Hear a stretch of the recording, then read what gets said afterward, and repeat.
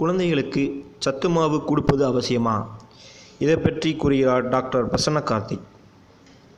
சத்து மாவில் சேர்க்கப்படும் சிறுதானியங்களில் புரோதம், கால்சியம் மற்றும் கார்போஹைட்ரேட் அதிகம் உள்ளது. குழந்தையின் அன்றாடம் புரதத்தின் தேவை ஒரு நாளைக்கு 1 கிலோவுக்கு 1 கிராம் என்ற விகிதத்தில் உள்ளது. அதாவது குழந்தையின் எடை 6 கிலோ என்றால் ஒரு நாளைக்கு 6 கிராம் புரோட்டீனை மட்டுமே குழந்தைகளால் செரிக்க முடியும்.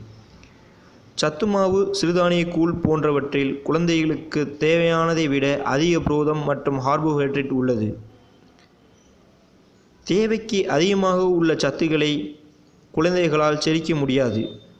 செரிக்காத புரோட்டீன் மற்றும் கார்போஹைட்ரேட் கொழுப்பாக மாறி குழந்தையின் கல்லீரலில் படிகிறது. இது மலச்சிக்கலையும் ஏற்படுத்துகிறது. எனவே சத்துமாவு, சிறுதானிய கூழ் போன்றவற்றை 2 வயது வரை தவிர்ப்பது நல்லது. நன்றி.